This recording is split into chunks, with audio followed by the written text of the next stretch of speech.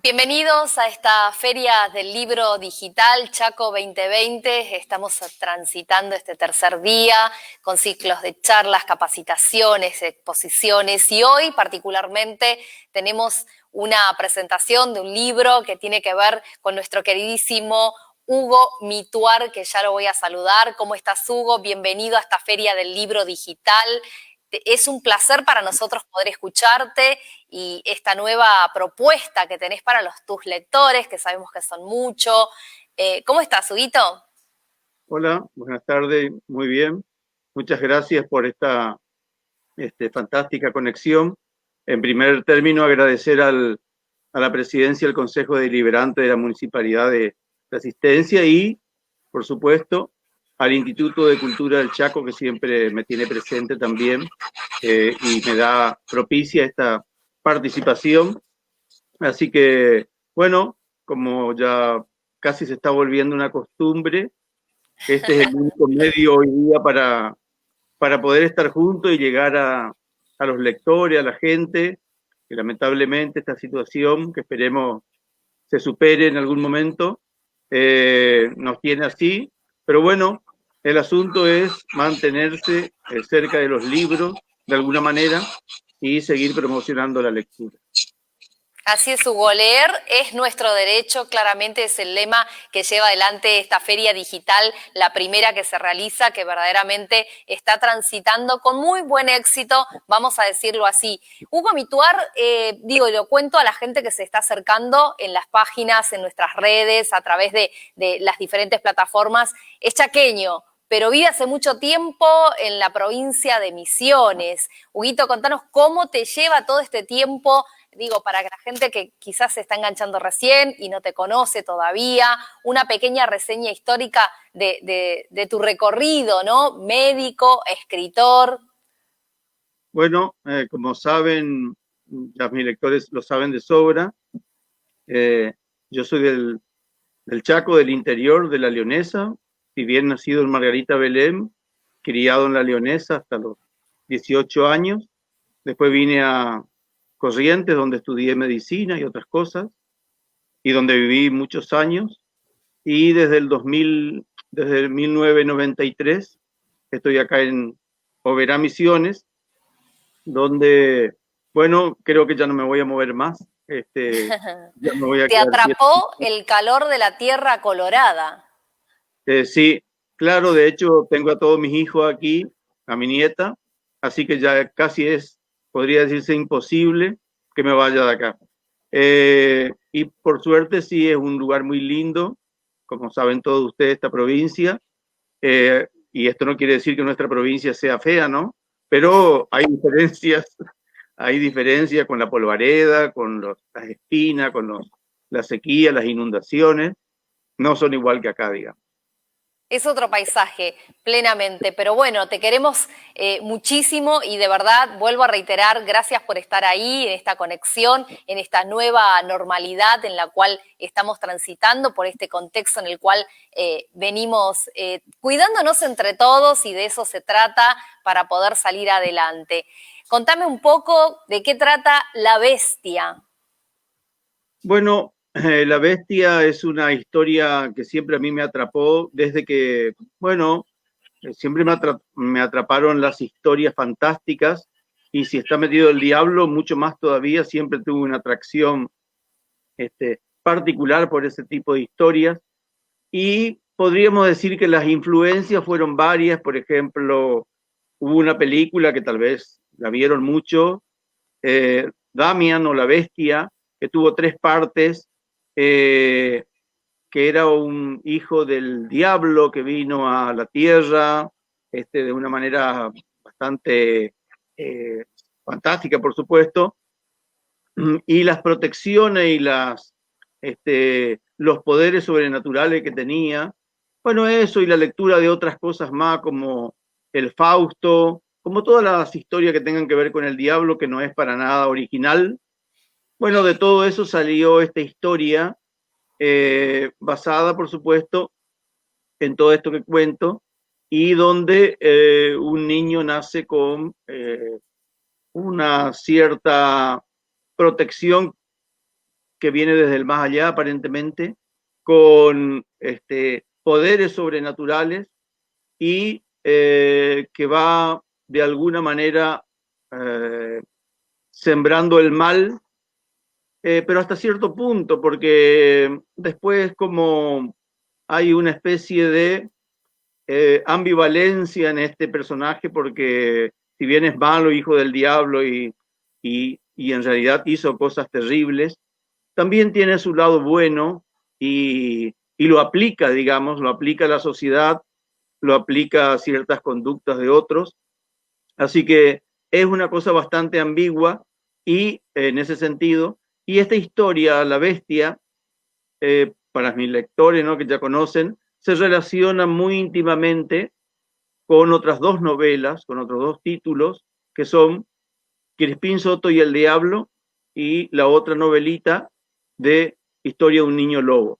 Los que ya leyeron, por supuesto, saben esto, pero para los que no lo saben, para los que por primera vez escuchan la presentación de este libro, les digo que no es una trilogía en el sentido estricto, porque no tienen continuidad ni relación de orden para leerlos ni nada, pero sí, el que lee La Bestia va a entender muchas más cosas y va a relacionar más cosas leyendo estos otros dos libros también.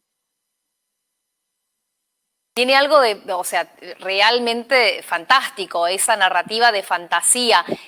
Siempre la musa, pensando en los cuentos que fuimos conociendo y tus lectores también, tiene que ver quizás también con fantasear cosas que suceden en los lugares. Sí, por supuesto, tiene mucho de eso. Como siempre digo, mis historias por lo menos tienen mucho que ver con mi experiencia propia de niño y de adolescente en el Chaco, con las cosas escuchadas, vividas,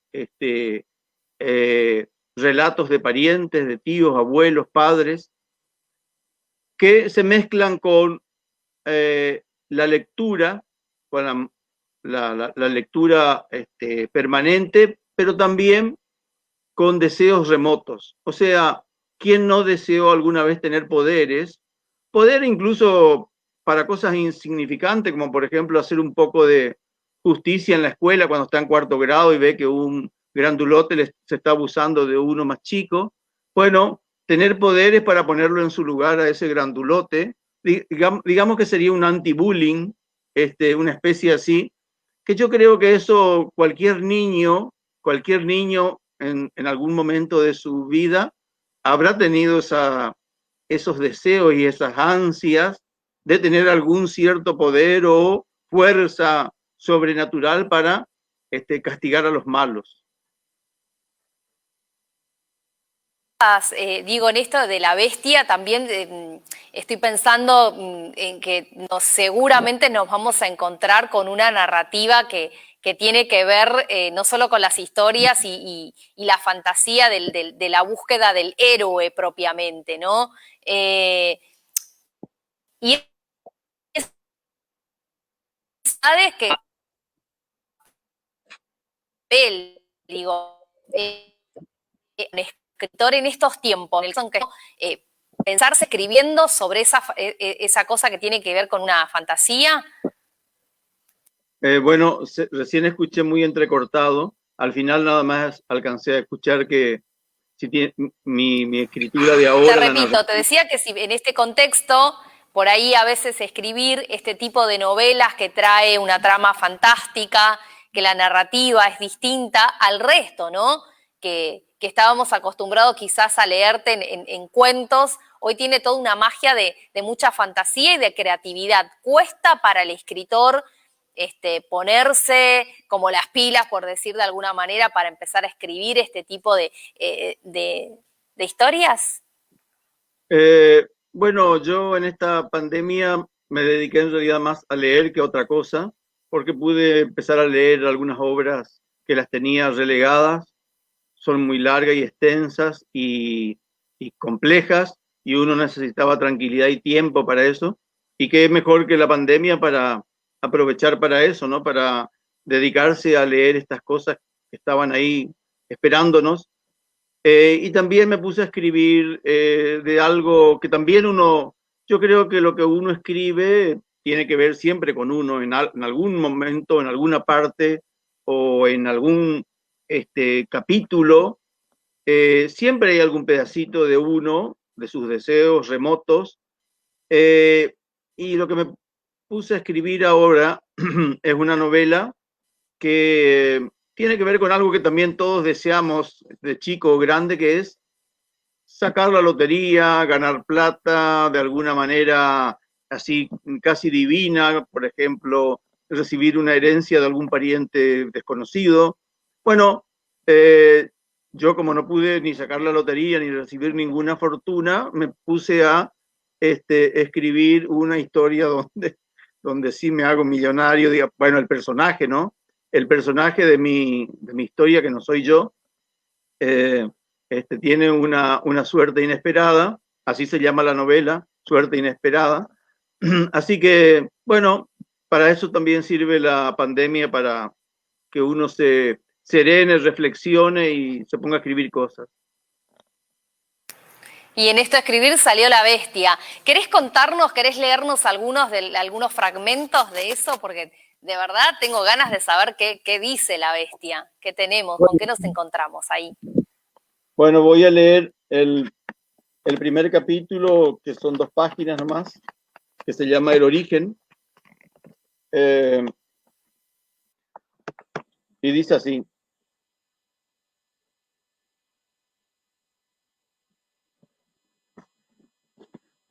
Fabián Figueredo lleva el número de la bestia, el 666. Nació el 6 de junio a las 6 de la mañana. Al principio eso no llamó la atención de nadie, ni de familiares ni vecinos. Esa leyenda maldita era absolutamente desconocida por todos. Cuando el niño iba a cumplir 4 añitos, a sus padres ya le llamaba la atención lo sano y resistente que era su hijo a todo tipo de enfermedades. Jamás había tenido una mísera fiebre, catarro ni diarrea. Nunca le hizo mal una comida, tampoco se golpeaba. La madre siempre decía que le sentía olor a azufre en la piel y que se ponía a gritar como un condenado los domingos cuando entraban a la misa, pero tampoco le daba mucha importancia a eso. En realidad, los ponía muy contentos, que no se enfermara y que no se anduviera dando tropezones y porrazos a cada rato. Pero tanta suerte ya llamaba la atención. Por las dudas, los padres no hicieron nada ni comentaron a nadie la suerte de su hijito. Cuando Fabián comenzó a ir a la escuela, todo se hizo más evidente. Era el mejor del grado, hacía todas las tareas, estudiaba mucho y contestaba cualquier pregunta, hasta la más difícil. Era muy callado, no tenía amiguitos y nunca peleaba. Realmente no era un niño normal. A veces, los chicos más grandes le buscaban pleito, solo para ver cómo reaccionaba. Y Fabián no hacía ni decía nada. Con la cabeza gacha, se iba para otro lado. En una ocasión, uno de quinto le hizo una zancadilla y Fabián se cayó. Se levantó, se limpió las rodillas y continuó su camino con la cabeza gacha. Al otro día, el chico de quinto cayó enfermo por una grave pulmonía. Estuvo en cama más de un mes y casi murió. Cuando cumplió los 10 años, los padres ya estaban seguros de que su niño tenía ciertos poderes ocultos o alguna protección divina y no sabían si debían alegrarse o preocuparse. No podían dejar de pensar en la cantidad de hechos sorprendentes y en particular en ciertas situaciones demasiado llamativas que habían ocurrido en ese tiempo, como por ejemplo que a los 7 años lo atropelló una manada de novillitos, lo pisotearon y patearon y él ni se quejó, no lloró ni le salió ningún moretón, o cuando toda la familia comió una mortadela en mal estado y les dio una descompostura y diarrea de Padre y Señor nuestro a todos menos a él. O la más increíble de todas, cuando a los 8 años iba con 2 de sus hermanos mayores caminando por un sendero cerca de la chacra de los Barrientos, donde tenían 5 perros bravísimos, que ya habían atacado y mordido a muchas personas, y a varias de ellas con mordeduras terribles.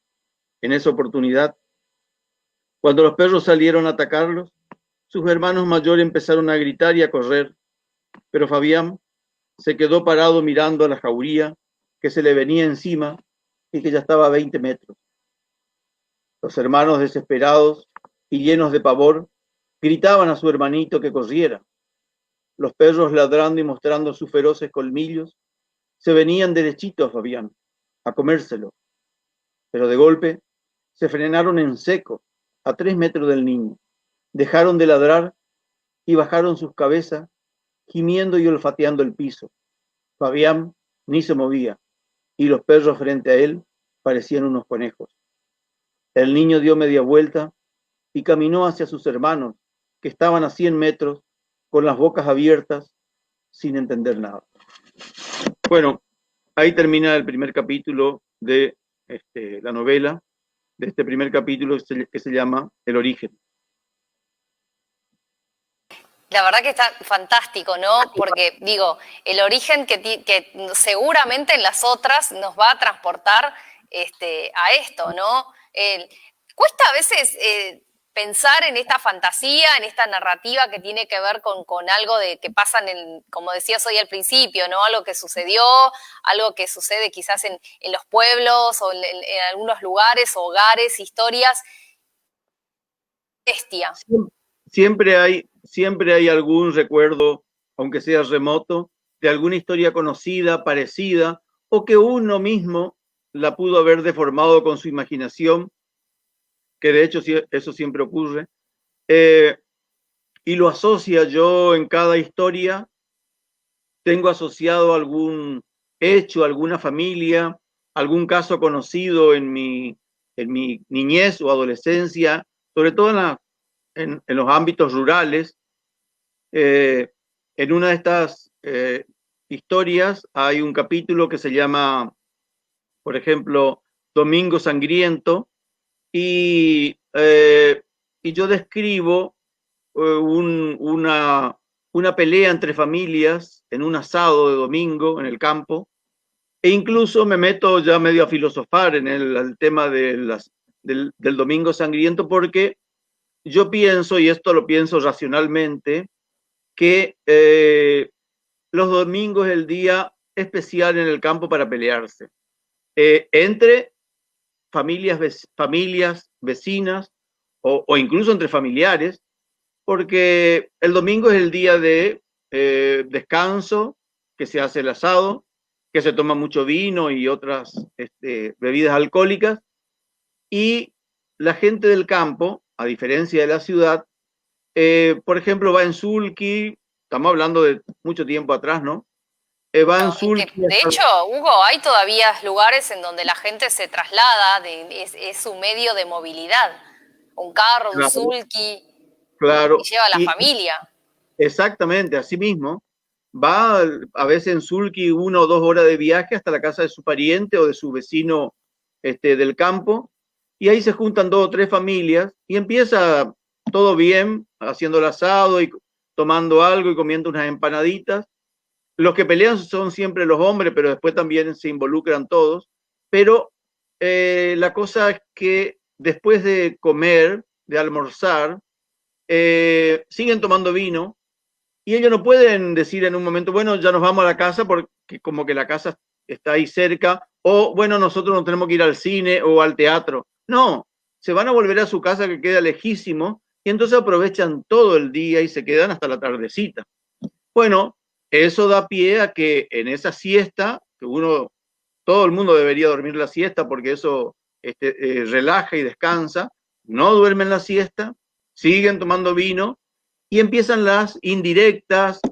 Me dijeron que a tu hijo tu hijo es un muerto de hambre que siempre anda pidiendo cosas, o a tu mujer la vi la otra vez en un sulky bueno, cosas así que propician por ahí ya el enojo. Políticas, religiosas, que van.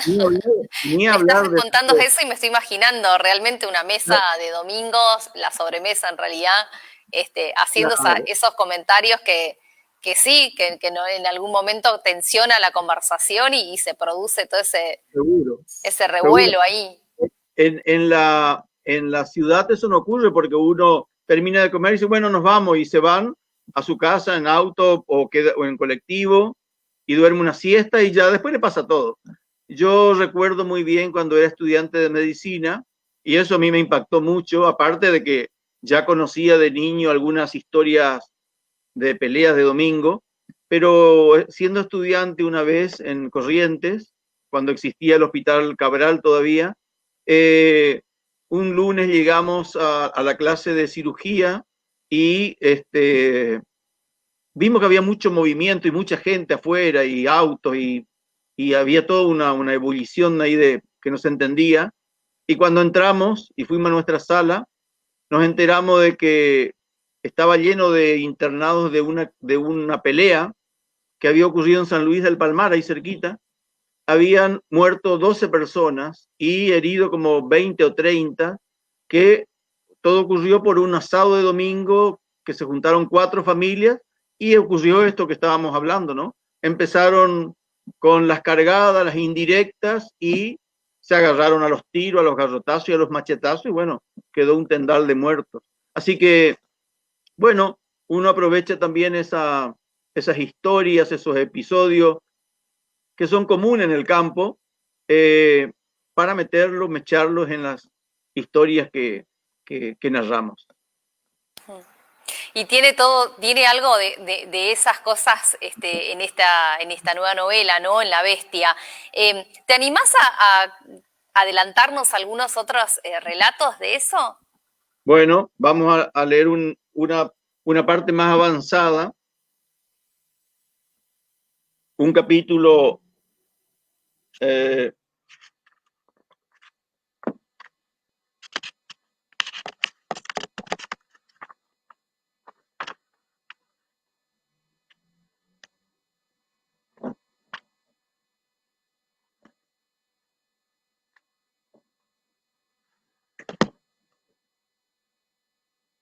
bueno, esto tiene que ver también, en la novela con algo que tiene que ver con la realidad, que es los abusos que a veces ocurren en ciertas sectas religiosas, donde por ignorancia de la gente, a veces se dejan llevar por algún eh, pastor embaucador que, que hace las cosas, hace y dice las cosas en su beneficio, eh, usando, por supuesto, por ahí una creencia, una religión o una fe de las personas que lo rodean o que están cerca.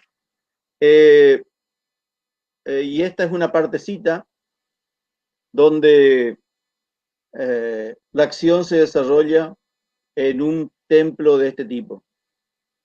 Es el capítulo 40 y se titula La bestia llega al templo.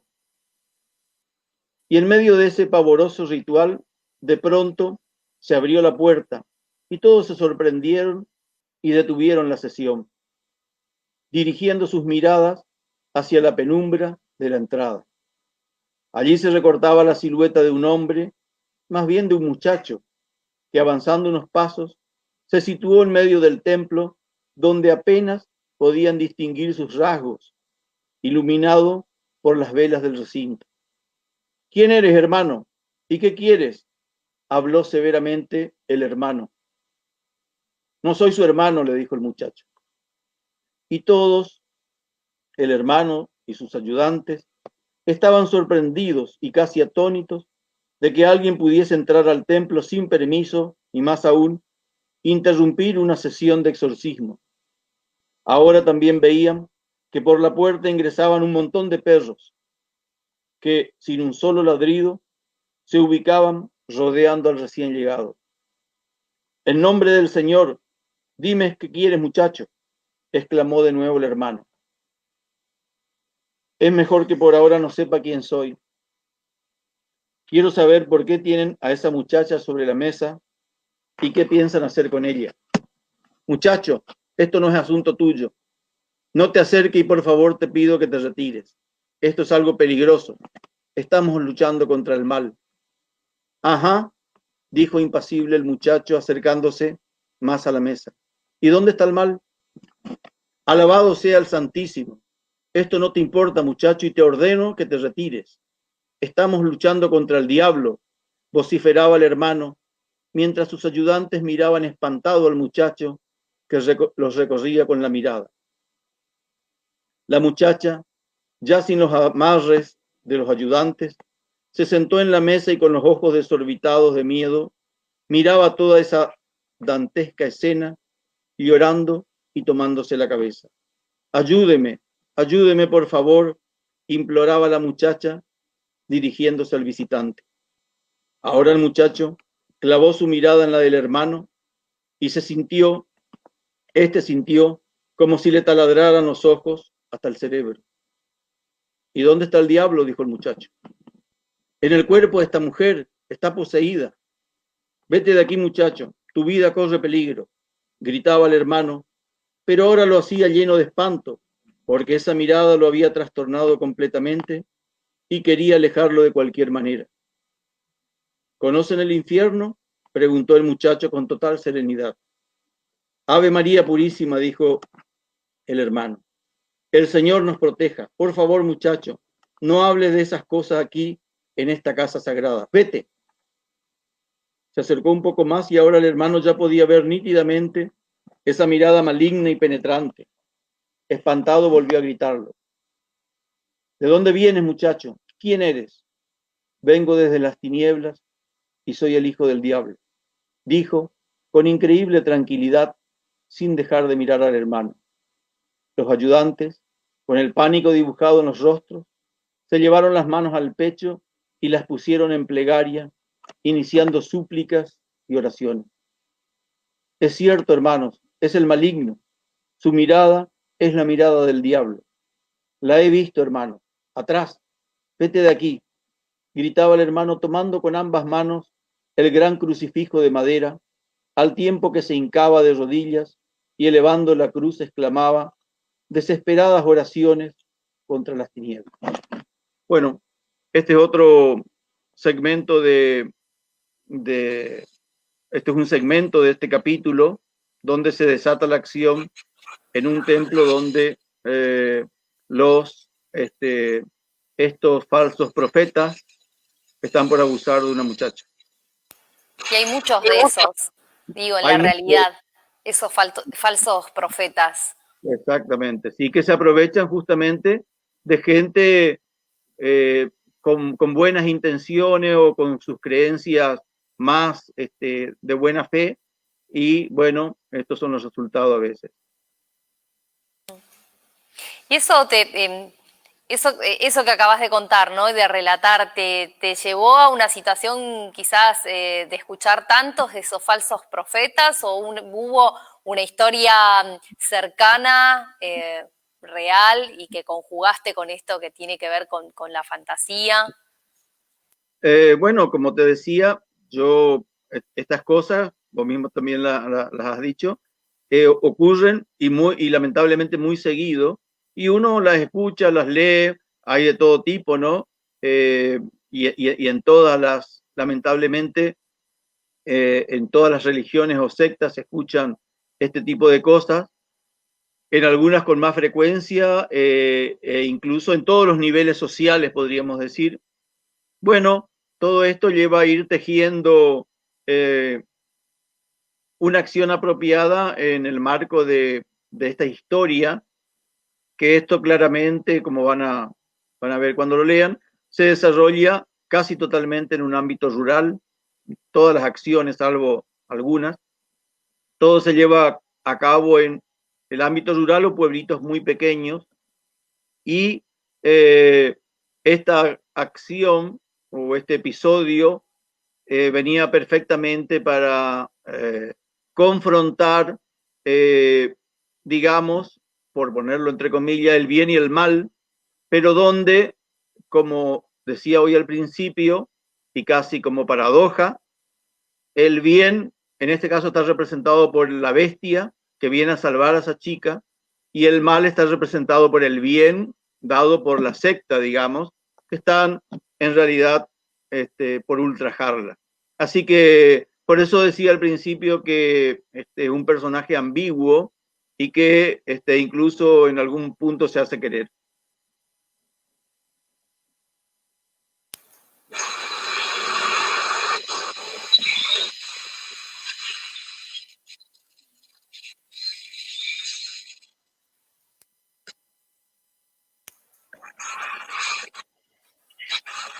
Sí, ¿me escuchás, Hugo? Se cortó la última parte que decías. Ah, bueno, decía que en esta historia, como yo contaba al principio, la bestia de hecho es un hijo del diablo y hace cosas terribles, pero después se confunden o el lector se puede ver confundido porque el rol de este hijo del mal tiene acciones que son buenas. Por ejemplo, esta misma que contaba, la bestia, que vendría a ser el hijo del mal, va a un templo de una secta religiosa donde están por ultrajar a una chica los que representan al bien, o sea, el pastor y sus ayudantes, y bueno, él la salva. Ya van a ver cómo termina después esos ayudantes, el pastor y la iglesia, pero bueno, el punto es que la salva y ahí vemos la contradicción o la paradoja de el bien está representado por el mal y viceversa. Así que, bueno, de hecho esto no es ninguna cosa original, como decíamos hoy, porque uno está cansado lamentablemente de ver en las noticias tipo cosas de este tipo, ¿no? Es cierto, es verdad, siempre estamos viendo o escuchando relatos que tienen que ver y que por eso yo hoy preguntaba y de verdad creo que va por ese lado esta nueva obra tuya que tiene que ver con, si bien sucede en pueblos o en historias, como decía, lugares más pequeños o en poblaciones más pequeñas, en donde más se visibiliza quizás esto de historias que tienen que ver con las visitas de las familias, las diferencias que hay, las formas incluso de comidas que se van. Creo que tiene un poquito de todo esto en esta nueva propuesta que ofreces a tus lectores, ¿no? Sí, y lo que quería aclarar y como información, porque muchas veces me preguntan los lectores, esta historia de la bestia en realidad se empezó a escribir por capítulos y fue de a poco con entregas en cada volumen de los cuentos de terror para Franco, que empezó por el volumen número 4. Llegó hasta el número 7 y, y ahí se interrumpió, no terminó la historia, y después salió la novela. Bueno, yo vaya esta entrevista también para aclarar esto. La historia de la bestia, la novela, está completa. En los cuentos de terror venía por capítulos y decidimos hacer la novela en un solo libro. De esta manera se facilita a todo aquel que solamente quiere leer La Bestia, en un solo libro tenga toda la historia y no tenga que tener 4 o 5 volúmenes de los cuentos de terror para tener la historia completa. Porque como ahora va a salir este mes de agosto, creo, aprovecho ya para anunciar el volumen número 9 de los cuentos de terror. No van a encontrar ningún capítulo de La Bestia ahí ni nada, porque ya está toda la historia completa en la novela. Que si, bueno, aprovecho para mostrarla, a ver si se ve ahí. Ahí se llega a ver, ¿no?